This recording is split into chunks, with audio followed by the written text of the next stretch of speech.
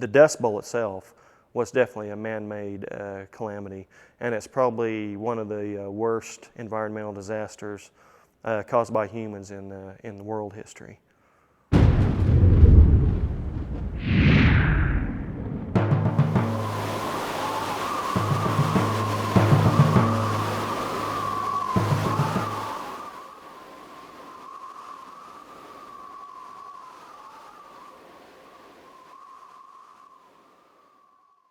So in the Great Plains prior to the Industrial Revolution, it would take a tremendous amount of time to plow up the soil. It might take them, they could plow 3 acres in a day with a team and a plow.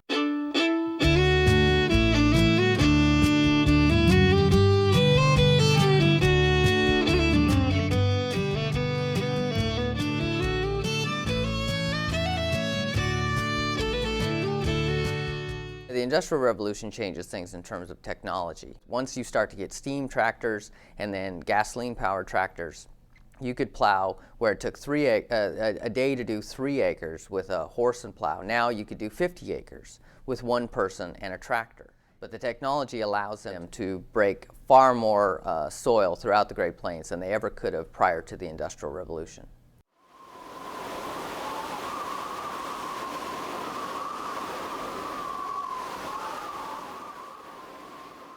When the drought started, about 100 million acres were plowed up, and that grass had been put there by Mother Nature for a reason, to hold that soil in place. So all of this grass would have been killed, it would have been cut over. The new technology of the plows and the discs had pulverized the dust and the topsoil to the point that whenever these intense storms came, when there was so much dust storms came, and when there was so little rain, then all of this, not only the grasses are all gone, but then the topsoil is blown away, and what you have is rock hard in some places. And it would just look like, in some parts of this, it would look like a moonscape. If you don't have rainfall, there's nothing left to hold the soil in place. The wind comes up, there it goes.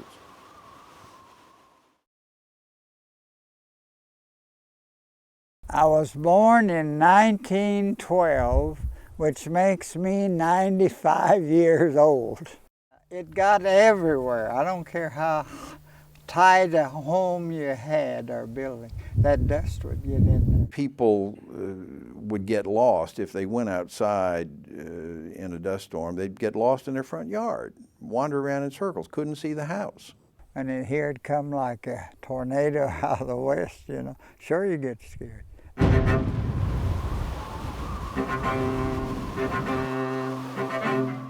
You're talking about a wall of black dust that is perhaps a mile high.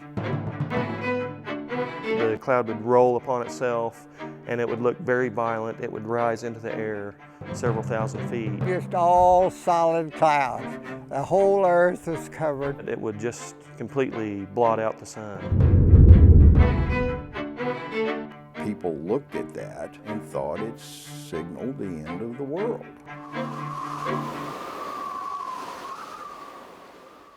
And probably the worst damage, the most difficulty, was in human beings. You had to breathe that. And on many farms there was a length of barbed wire fence that ran from the house to the barn. These particles blowing through the air and hitting the wire, and the fences would build up tremendous charges of static electricity. So a man would go out and put his hand on the wire and be electrocuted. His family didn't know what had become of him. They'd go out and they might see a hand coming up out of the dirt holding on to the wire, and they'd dig him out and bury him again.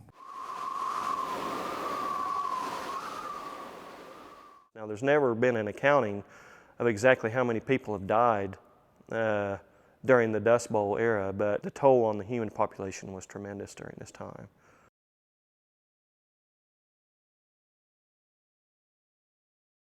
They're not living on the land, they're simply going out and plowing it up and planting and then hoping that they make money. It's only when the drought hits in 1931 and then those techniques become incredibly damaging. The lessons learned are very simple. Have respect for the land, have respect for the natural resources, and don't fall for what some would term greed.